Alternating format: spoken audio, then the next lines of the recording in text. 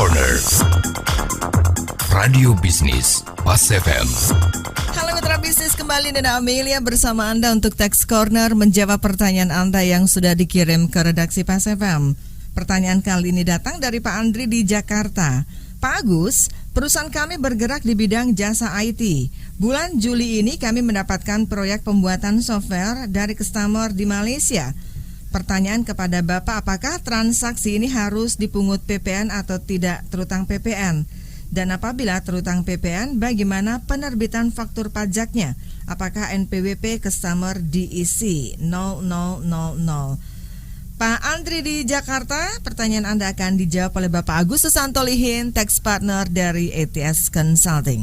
Bahwa untuk transaksi perusahaan Pak Andri ini ya, di sini karena perusahaan Pak Andri bergerak di bidang jasa IT ya, di sini jasa IT ini termasuk jasa kena pajak Pak ya, karena tapi di sini customer Bapak berada di Malaysia ya, jadi Bapak di sini melakukan namanya transaksi ekspor jasa kena pajak Pak ya, jadi melakukan penyerahan ekspor jasa kena pajak. Nah jadi ekspor jasa kena pajak ini adalah setiap kegiatan penyerahan jasa kena pajak yang dihasilkan di dalam daerah pabean untuk dimanfaatkan oleh penerima ekspornya itu yang mana berada di luar daerah pabean seperti itu.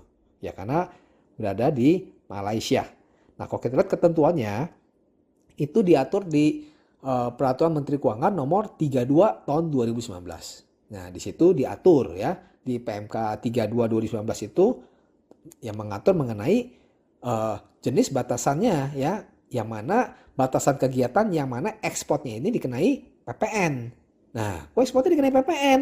Ya, karena ekspor kan bukannya PPN-nya tidak terutang. Nah, tapi untuk ekspor ini, nah ini masih banyak yang salah tafsir ya. Untuk ekspor apakah PPN-nya tidak terutang?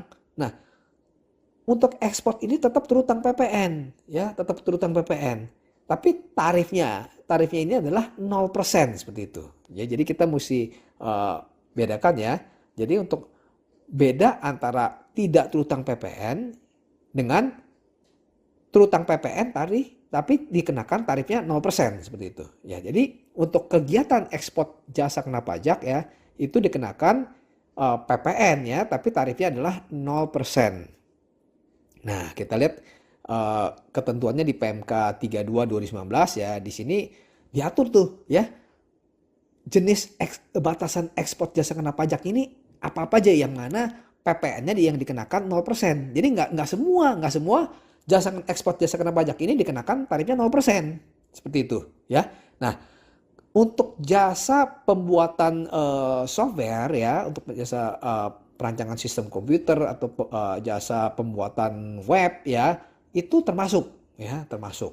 Jadi saya menjawab pertanyaan Pak Andri ya. Jadi untuk Pak Andri, untuk perusahaan Bapak di sini, karena di sini perusahaan Bapak bertransaksi ya, melakukan pembuatan software yang mana customer Bapak berada di Malaysia, maka atas penyerahannya ini terutang PPN ya, tapi tarifnya adalah 0%. Nah, dan juga harus yang perlu dicermati oleh perusahaan Bapak ya, untuk ekspor jasa kena pajak yang dikenai PPN 0% ini itu harus memenuhi syarat, Pak. Ya, harus memenuhi syarat. Nah, syaratnya apa? Ya, Bapak mesti membuat perjanjian, ya, harus ada perjanjian tertulis antara perusahaan Bapak dengan si customer ini, ya. Di situ di perjanjian itu harus mencantumkan jelas ya jenis penghasilannya, ya, rincian kegiatan yang mana dihasilkan oleh perusahaan Bapak, dan juga berapa nilai penyerahannya ya, dan juga harus dilampiri juga bukti pembayaran yang sah dari si customer seperti itu ya. Jadi Bapak mesti melampirkan bukti-buktinya.